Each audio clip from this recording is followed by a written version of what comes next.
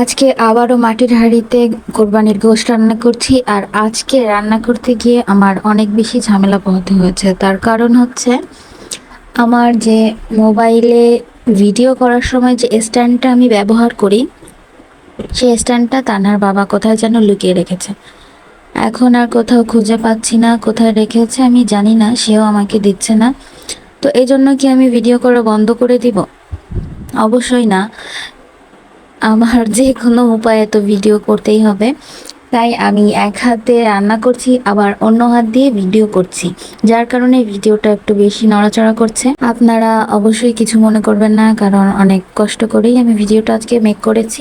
তা প্রথমেই পেঁয়াজ কেটে নিয়েছি, তারপরে মশলাও বেটে নিয়েছি। এখন একটা কড়াই নিয়েছি গোশটা মাখানোর জন্য। তেজপাতা আর দারচিনি নিয়ে একটু থেতো করে নিলাম। আজকে এইভাবেই থেতো করে নিয়েছি, যার কারণে ঘ্রাণটা অনেক বেশি বের হয়ে এসেছে। এবার সব গোশ দিয়ে, পেঁয়াজ দিয়ে, মশলাগুলো দিয়ে হাত দিয়ে মাখিয়ে নিচ্ছি। আমি মাখিয়ে নিয়ে তারপরে আবার দেখাচ্ছি, যেহেতু এক হাত দিয়ে করছি বিষয়টা বেশি সহজ না।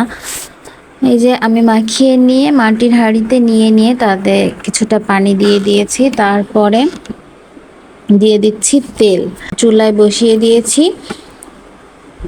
এবার চুলার জালটাকেও অন করে দিলাম। চুলাটা অন করে দেওয়ার পরে এখন আমি নাড়াচাড়া দিচ্ছি। এক হাত দিয়ে মোবাইল ধরে রেখে আর এক হাত দিয়ে কাজ করতে আসলেই অনেক বেশি কষ্ট হচ্ছিল, কিন্তু কিছুই করার নাই। ওই যে একটা গান আছে না, আমার হাত বান্ধিবি, চোখ বান্ধিবি, পরাণ বান্ধিবি কিভাবে? তো আমার অবস্থাটাও আজকে সেই রকম হয়েছে যে আমি ভিডিও করেই ছাড়বো। তো যাই হোক, এবার কিছু রসুন দিয়ে দিলাম। রসুন দিলে গোশের ফ্লেভারটা অনেক বেশি ভালো আসে আর খেতেও অনেক মজা লাগে। গোশের থেকে আমার কাছে মনে হয় রসুনগুলো বেশি মজা লাগে।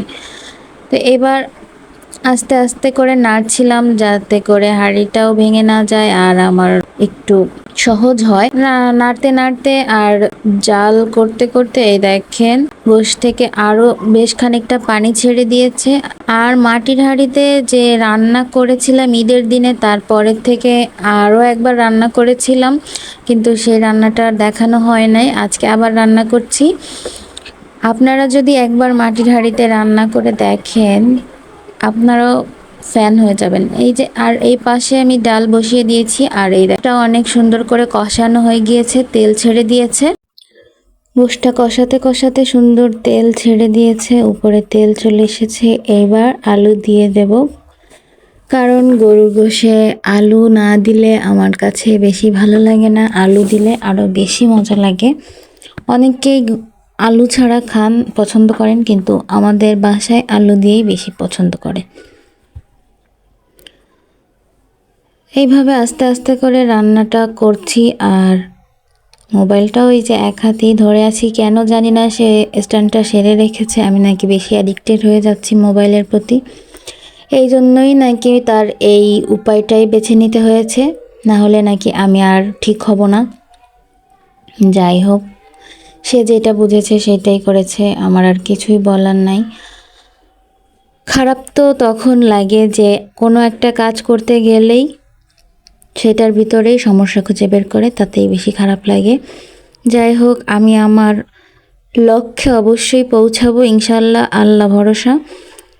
আল্লাহ যদি সাহায্য করে আমি অবশ্যই আমার লক্ষ্যে একদিন পৌঁছাবো। আর আপনারা যদি আমাকে সাপোর্ট করেন, আমার পাশে থাকেন, আমার পৌঁছাতে বেশি সময় লাগবে না, হয়তো কষ্ট হবে, তারপরেও একদিন ইনশাআল্লাহ আমি আমার লক্ষ্যে পৌঁছে যাব।